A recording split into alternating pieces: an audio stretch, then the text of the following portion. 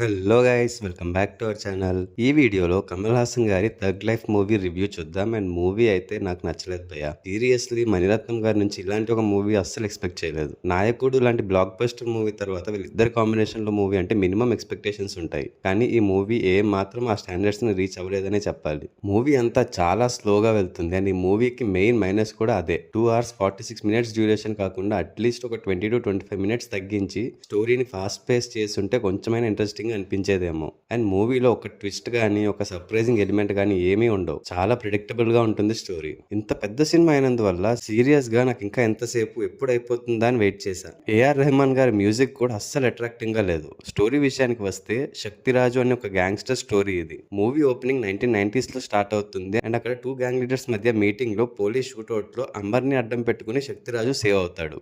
అమర్ వల్ల తను బతికినందుకు తనే పెంచుకుంటాడు. And present day time line లో జరిగిన ఇన్సిడెంట్స్ ఏంటి, కొడుకులా చూసుకున్న అమర్ ఎందుకు శక్తిరాజుకి ఎదురు తిరుగుతాడు అనేది మిగతా స్టోరీ. మిగతా క్యారెక్టర్స్ అయిన సింబు గారు, నాజర్ గారు, త్రిష గారు, అభిరామి గారు వారి వారి క్యారెక్టర్స్ కి తగ్గట్టు బాగానే చేశారు. ఈ మూవీలో ఇంట్రెస్టింగ్ గా ఏదైనా ఉంది అంటే అది ఓపెనింగ్ సీన్ ఒక్కటే. బట్ అదే ఇంటెన్సిటీ ఆ తర్వాత నుంచి ఎక్కడా కనిపించదు. ఫైనల్ గా ఈ మూవీకి నేను ఇచ్చే రేటింగ్ 2/5. మీరు కానీ మూవీ ఆల్రెడీ చూసేసి ఉంటే మీకు ఎలా అనిపించిందో కింద కమెంట్స్ చేసి చెప్పండి. అలాగే ఈ వీడియో మీకు నచ్చినట్టయితే లైక్ చేసి మీ ఫ్రెండ్స్ అండ్ ఫ్యామిలీ మెంబర్స్కి షేర్ చేయండి.